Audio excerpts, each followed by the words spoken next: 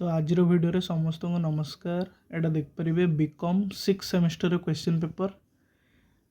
Question कौन अच्छी a subject कौन एटा एथिक्स एंड वैल्यू जेटा कि 2021 बैच रू कंपलसरी कर देछि 21 हाँ 21 रू बोधे कंपलसरी कर देछि।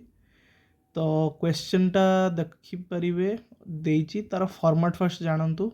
एक मार्किया 5टा either fill in the blanks पढ़ी पारे किंबा वन वर्ड पढ़ी पारे किंबा वन सेंटेंस पढ़ी पारे सब गुड़ा कंपलसरी। ग्रुप बी रे सेमतिया देखि परिवे 5टा ना 6टा क्वेश्चन रु जेकोसी 5टा करिवे।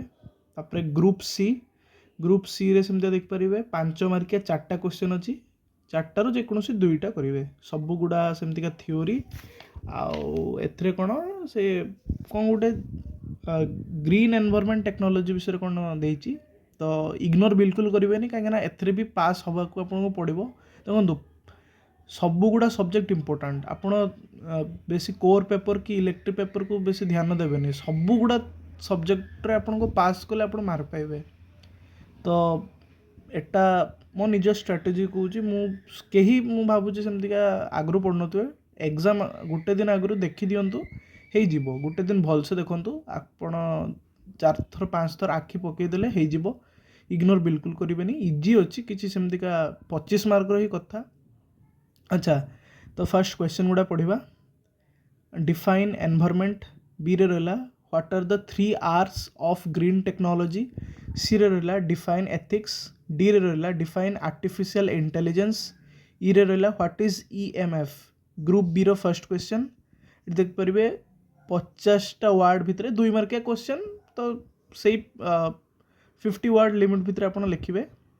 हाँ फर्स्ट रहा what is an ecosystem and how does it function within the environment. B रे रहा explain the concept of green technology.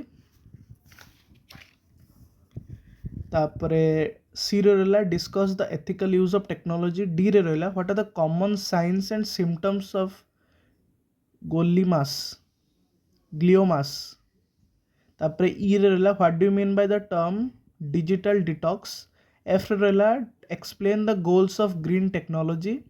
तापरे ग्रुप सी रो फर्स्ट क्वेश्चन 4टा रु जेकोसी 2टा करेंगे।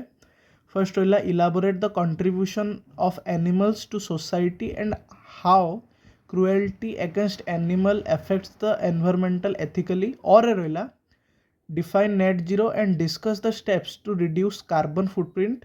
4A discuss the interaction of science technology and ethics. और रहा describe briefly the positive and negative aspect of modern technology.